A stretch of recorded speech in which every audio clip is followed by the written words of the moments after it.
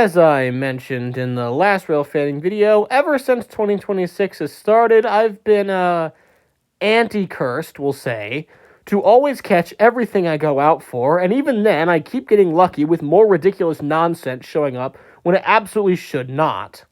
Case in point, January 18th. On this day, me, my dad, and my brother were in Goshen for non-train related reasons. Heck, I didn't even have my camcorder with me.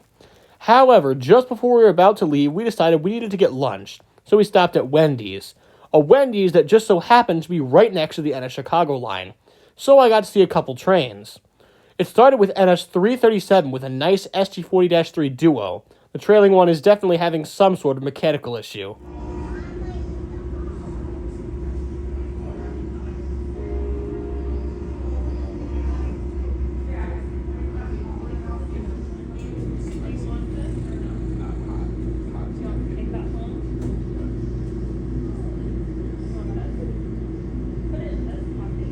And before we could even finish eating, the gates went back down again. However, no train went by. I was very confused until I looked over and saw NS 19K with a -9 leader just stopped right there next to the crossing. I knew that after we were done eating, I had to go over there to get some shots of the train. However, literally just as we were about to leave, this happened. NS 257 rolled into a stop right next to 19K, with NS 8100, the nickel plate heritage unit, trailing second. Are you kidding me? Now, I knew this thing was coming on this day, but I was expecting to be back home to LaPorte by the time it came through. I had no idea that this thing was running this early, and if I hadn't have been here in Goshen, I would have missed it. With this being such a good opportunity to photograph 8100, there was absolutely no way I wasn't going to force my dad to drive over there to get shots of it. I didn't want to make him stop on both sides of the road since this trip was already running later than it should have, so I just asked to go over to the other side where 8100 was. Sadly, that meant this was the best photo I got of the -9 leader, but I'm not too upset. It's still a decent photo, and I like the cars in the foreground. It's definitely a unique vibe. I just like it because, one, the train stopped, and two, there's the other train next to it. As we crossed the road, I got a better picture of the leader of that train, NSC6M number 4580, and of course, behind it, trailing second, was NS 8100, the nickel plate road heritage unit. I've actually seen this thing 3 times. Once it was leading 23G, but that was super dark. Then it was trailing on 23G, but again, it was super dark. And also the N&W heritage unit was in front of it, so I penned on that one since I hadn't seen it yet. And I'm glad I did that because I've got some really nice photos of 1800 in the snowfall. The black and yellow colors really do contrast with the white of the snow and the sky in the background. I like these photos a lot. I really wish I had my camcorder with me, but I'm not going to complain. Also, just take note of 1800's hand-drawn number boards. Yeah, the original ones got stolen. And you know what? Just as I was getting back into the car, Norfolk Southern 27G appeared out of absolutely nowhere with another -9 in the consist.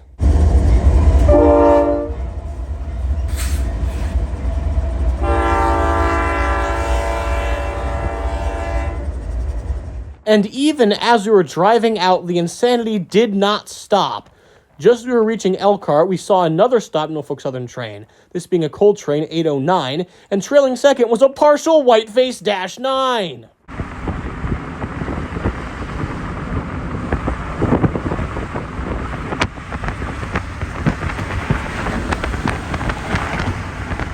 After that, I couldn't go rail fanning for quite a while because 1, it was really cold, and 2, there was ice on the roads making driving anywhere insanely dangerous.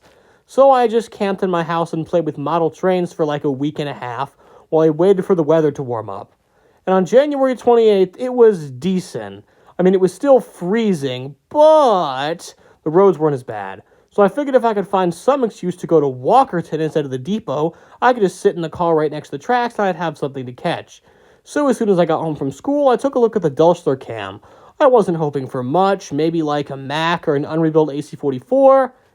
And then I saw this! Oh my god! Oh! No way! No way! There's actually no way! What? What? This is a moment in history!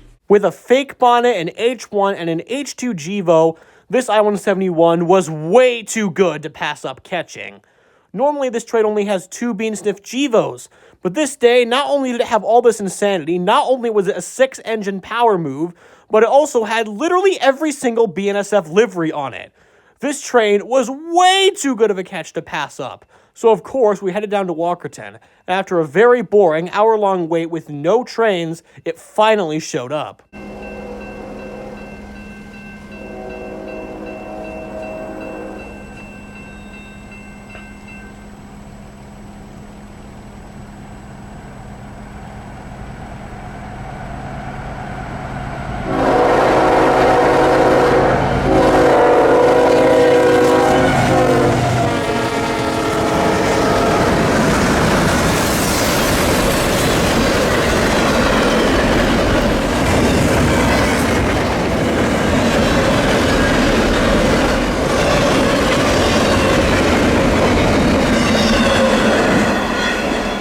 And then, only a few days later, on February 1st, BNSF pulled out the insanity again. This day was actually really nice. Well, really nice for this time of year. It was like 30 degrees. Wow! And the sun was actually out. Wow! Anyways, there was nothing coming on this day, or so I thought. I was very disappointed because I had to go uptown anyway, and it was such nice weather, I really wanted to catch something. And then NSA 81 showed up on the Elkhart cam with an MRL ace trailing second. Are you serious? So I booked it to the depot. And after a not too long wait, it showed up. And yes, I checked. This isn't one of the ex-Australian ones. I really want to see one of those.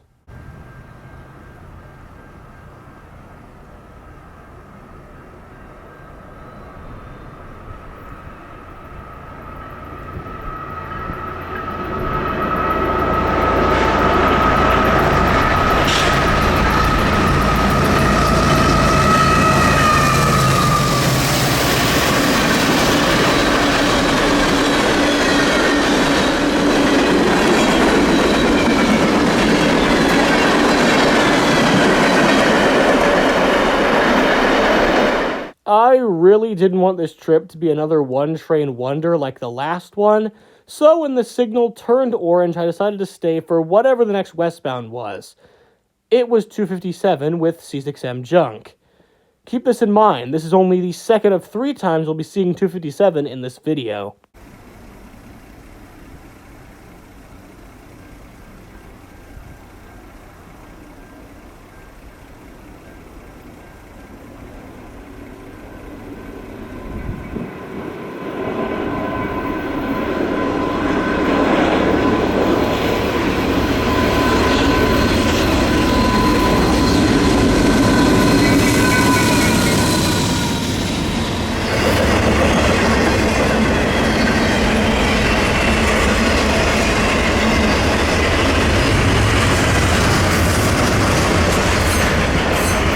And for the final trip of this video, we have February 6th.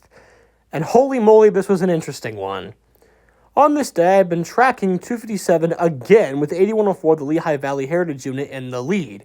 However, it came through Elkhart way before I got out of school, so I was convinced I'd missed it. When I got home, however, I decided to check the cams just to see in case it stopped in Elkhart. It didn't. So then I decided to check Chesterton to see if anything decent had come through, and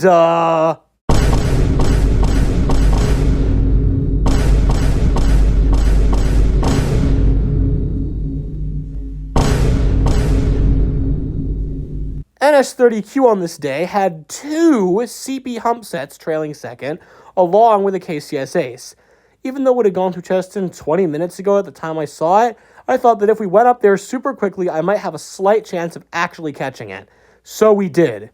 And once we got there, we immediately saw NS28X, which meant we had missed it, since it went by Chesterton after the 30Q. But at least it had a -9 trailing second.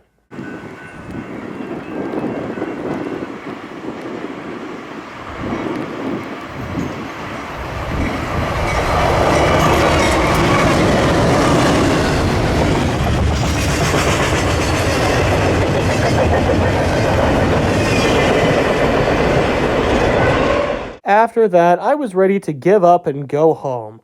But because I've learned from my mistakes, I decided to look at heritage units before leaving. And holy moly, Apparently, Lehigh Valley had been stopped in Mishawaka for a while because of a burnout ditch light.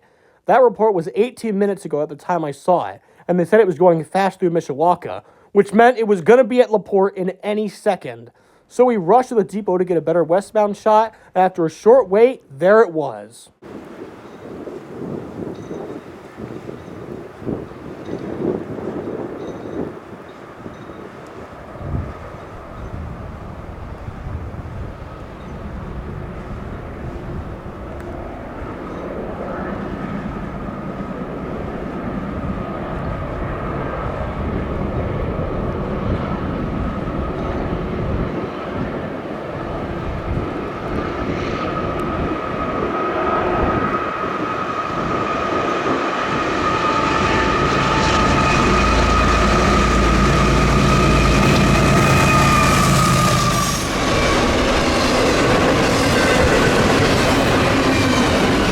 After that, I made two pretty cool realizations.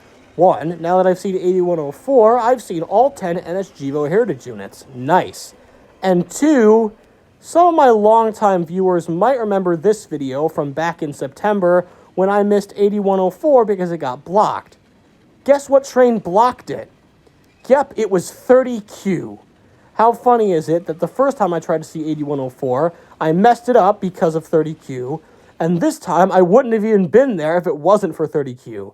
How poetic. However, I still wasn't done rail fanning as the eastbound signal had been green for almost as long as the one for 8104, so I knew the eastbound would be close. And right after I made that conclusion, my rail fanning friend Liam, who I'm not going to mention his channel name because he changes it constantly, and this will be outdated in 2 months, showed up to catch 8104. And I'm like, yeah, 8104 was here like 5 minutes ago. He was very mad, so we decided to stick around for this train, which we thought might actually be 30Q if it stopped in the siding, which 30Q is known to do, but it wasn't. It was 268 with some pretty boring power. Nice shot, though.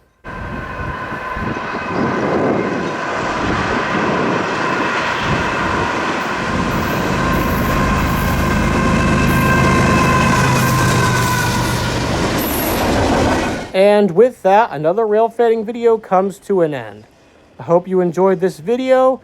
Make sure to catch those units while you can, especially the ones on 257, and I will see you in the next video.